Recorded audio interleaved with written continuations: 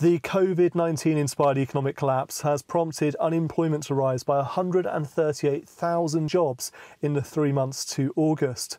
Particularly hard hit are self-employed men, women working part-time and also younger people. In this video, we take a look at the latest unemployment figures and ask how bad is this likely to get, as well as sharing some tips for preparing your personal finances with looming unemployment.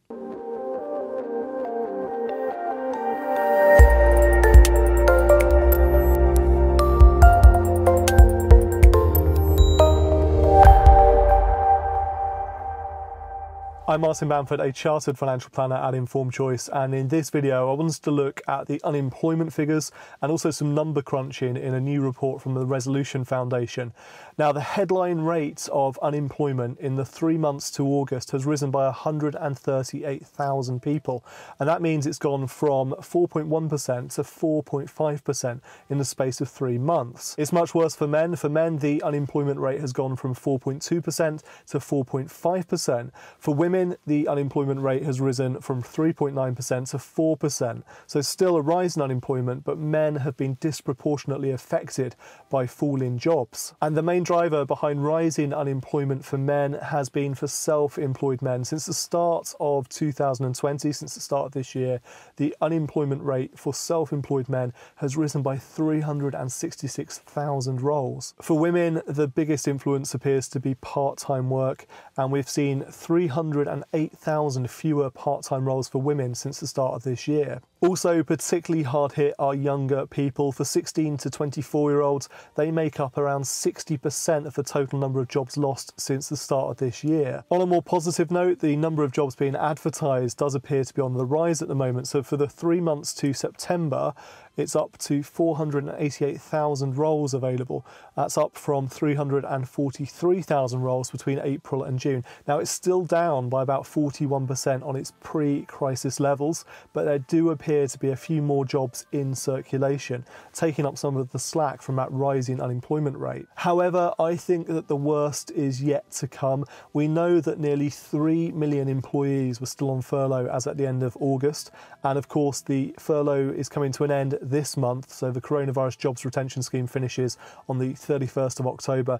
When that happens, I think we're going to see some quite scary job losses in terms of the figures, because the new job support scheme simply doesn't measure up to the old coronavirus jobs retention scheme. It's nowhere near as generous for either employers or employees, and I suspect as a result we're going to see mass redundancies and some really scarily high unemployment figures. Commenting on these new figures, commonetti, who is senior economist at the Resolution Foundation, said the jobs market deteriorated significantly over the summer, with the biggest rise in unemployment in over a decade taking place, even while the economy continued to open up. Thousands of self-employed men lost their jobs, while women working part-time left the jobs market altogether. With economic support falling just as lockdown restrictions increase across the country, we should prepare for a major increase in unemployment over the coming months.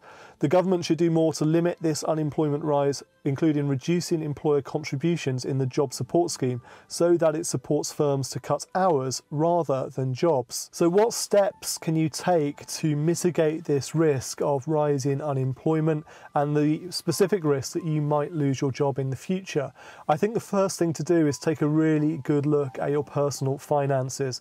This is about budgeting, this is about getting back to basics, but what you really need to do here is look at what you're spending each month and cut any unnecessary expenditure. So creating a bigger cash buffer each month between what you bring in and what goes out of the bank account. It's also important to pay off expensive debts. It's these expensive unsecured debts which often catch people out if they have a temporary loss of income, because of course you have to keep paying your debts, but you won't have the money coming in to do so. So if you can reduce your credit cards, your personal loans, store card debt, etc., that's a really positive step to take in preparation for a riskier jobs market. Now, I know that the received wisdom is to keep between about 3 and 6 months worth of essential expenditure as a cash emergency fund in case times get really tough.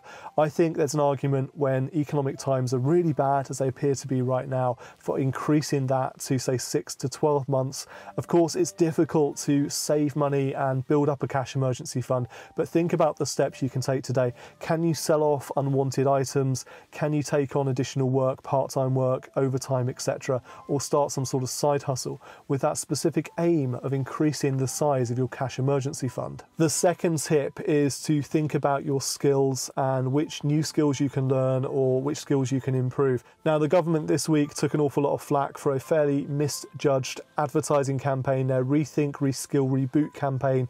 It was actually an advertising campaign from 2019, but it really came to the fore again this week on social media, and it came in for a lot of criticism. One advert was showing a ballerina called Fatima, saying that Fatima's next job could be in cyber. She just doesn't know it yet. It was a little bit sinister, but the underlying message I think is valid, which is the jobs market is changing. It will continue to change apace, and I think the jobs market in 3 to 5 years, certainly as far out as 10 years, will look dramatically different to the one we see today. So really ask yourself here, do you have the skills needed for the job market of tomorrow?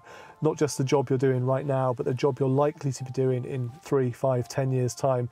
Upskill, look for online courses you can take part in, develop and learn new qualifications and new skills as much as you can, particularly if you've been on furlough in the last few months and you're still on some sort of furlough. Make really good use of that time. Don't sit around watching Netflix. This is the time to get online, to enroll in courses, to pick up the new skills that will insulate you from job loss risk in the future. I think it's fair to say that it is never wrong to spend money on either personal development or health. So when it comes to learning new skills, that's very much a personal development spend. That's a good thing to spend money on, to invest your money in.